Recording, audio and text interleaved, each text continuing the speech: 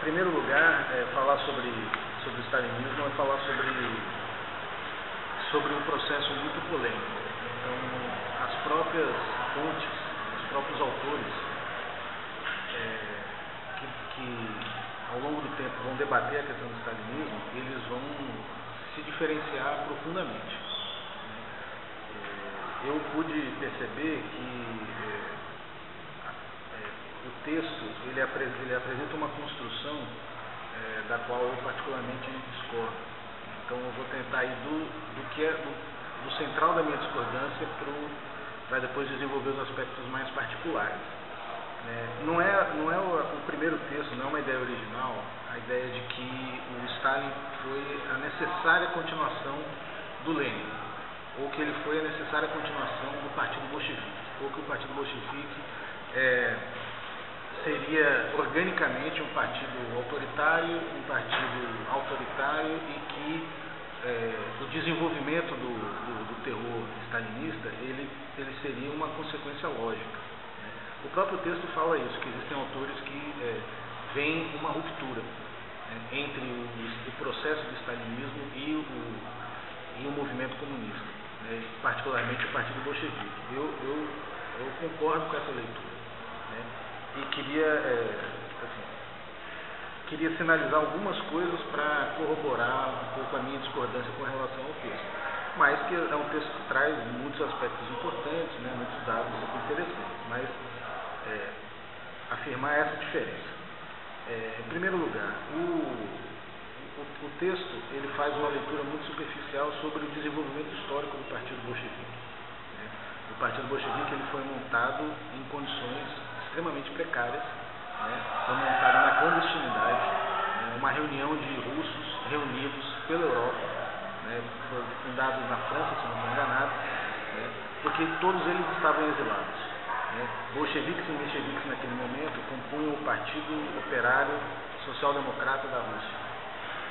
E era um partido que tinha as piores condições de sobrevivência possível na Rússia, porque a Rússia vivia sob o mandato do czar.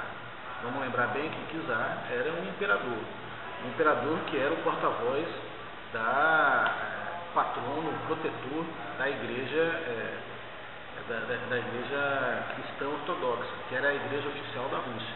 Portanto, o czar está na história como Luís XVI, certo?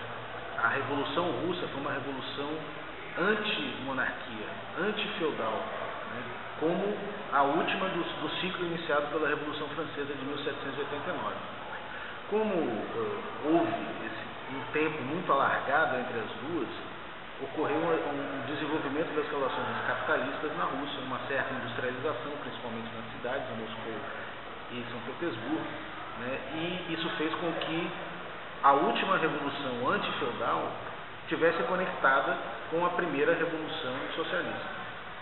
A luta antifeudal ela se emaranhou na luta socialista, na luta anticapitalista. Por isso o Partido Bolchevique fazia parte desse processo. Mas, em última análise, não existia liberdades democráticas na Rússia czarista.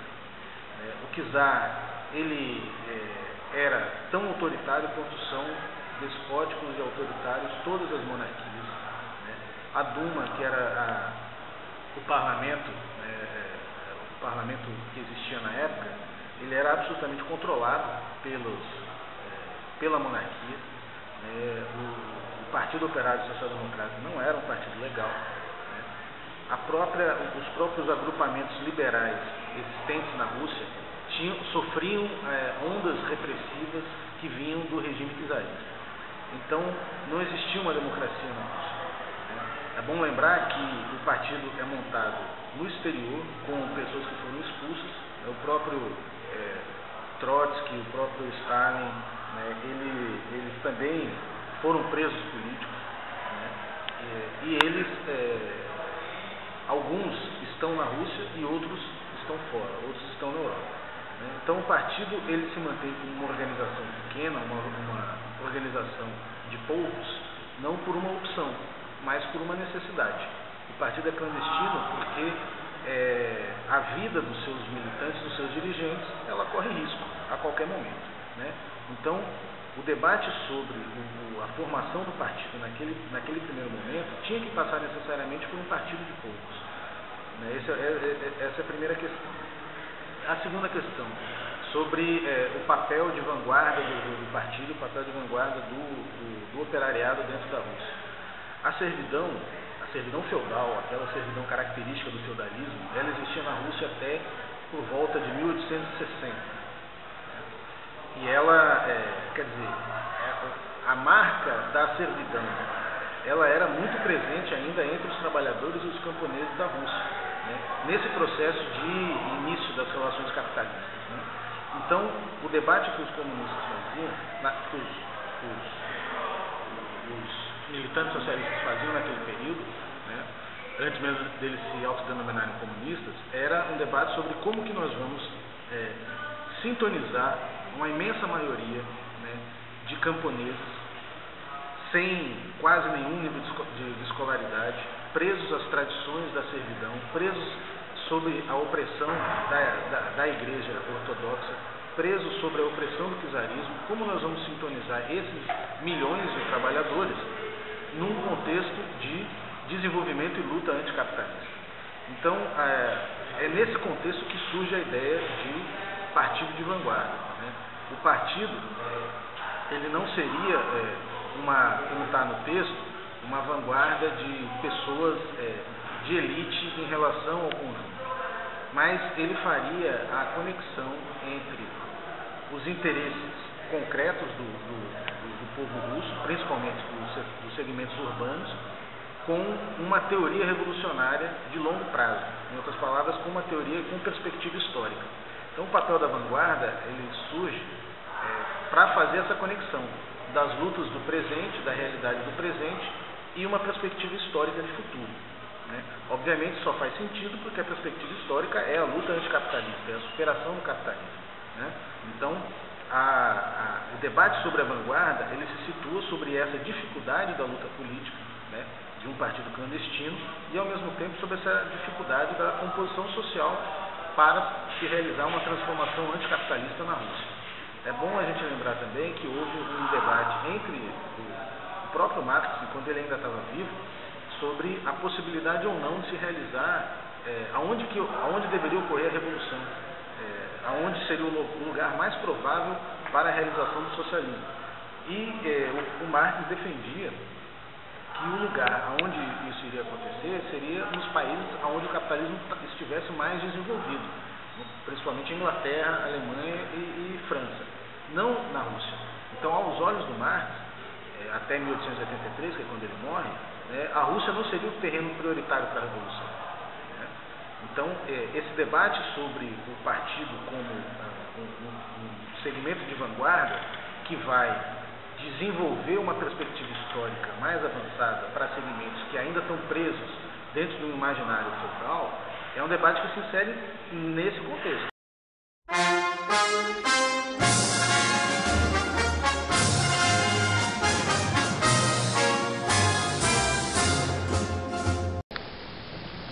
Bem, então eu procurei destacar diversos argumentos que apontam que há uma separação entre a trajetória da ascensão política do Stalin, né, e os seus métodos, e o que foi a trajetória do partido bolchevique, né?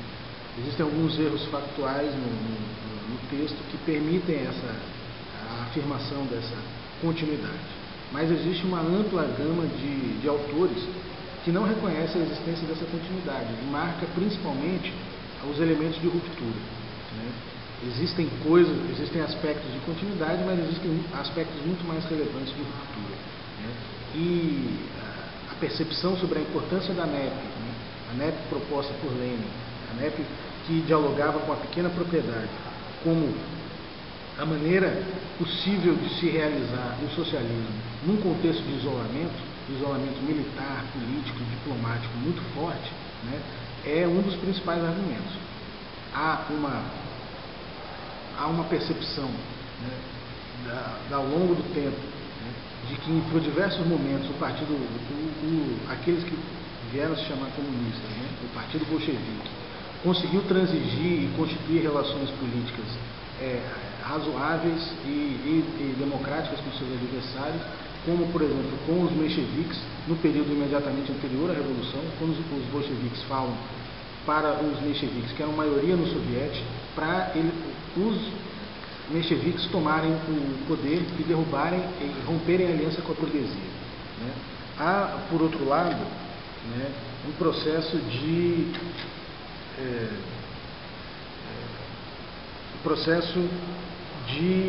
incorporação do Trotsky, né, incorporação no debate de outras correntes no movimento comunista internacional, que é feito pelos bolcheviques.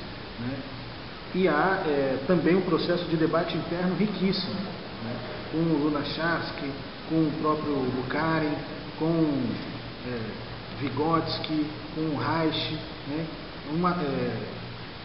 Bakhtin, né? Intelectuais de monta que tem uma produção teórica significativa que é utilizada até hoje e que viveram no contexto revolucionário. Alguns pontos que tem que ser considerados sobre a análise do texto e sobre a análise feita pelo professor de Sociologia, Luiz Antônio, é que o texto traz uma visão muito caótica do socialismo na União Soviética. Como o próprio professor Luiz Antônio citou, uma frase de Karl Marx, dizendo que a guerra é a parteira da história. O texto não dá muita ênfase nas guerras, ele dá muito mais ênfase na figura do Stalin, e como que o povo via a figura e como que se desenvolveu essa adoração pelas figuras russas, pelo Stalin, pelo Lenin. E essa é uma forma muito exagerada e talvez muito sensacionalista de analisar o período histórico que foi a Revolução Russa, a Revolução Socialista. É necessário também considerar que o Stalin, o Lenin, e como todo grande líder na história humana, fez muitas coisas boas, muitas coisas ruins. Não se pensou no desenvolvimento individual de cada pessoa do país. Pensou-se no desenvolvimento de uma nação.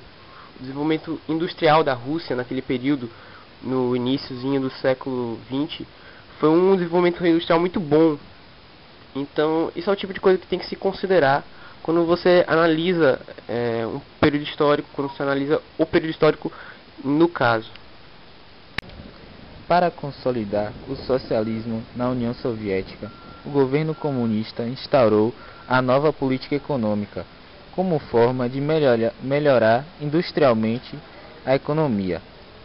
Isso fez com que muitos soviéticos ascendessem socialmente e economicamente.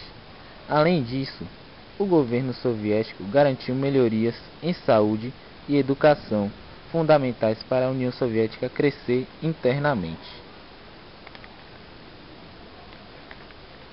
A partir desse contexto que Lenin escolheu Stalin como seu sucessor. Diferentemente de Trotsky, Stalin tinha uma posição mais pragmática. Ele preferia garantir a resolução dos problemas na União Soviética e garantir o sucesso do socialismo em seu país, antes de pensar na mundialização de uma revolução socialista, como era o pensamento de Trotsky.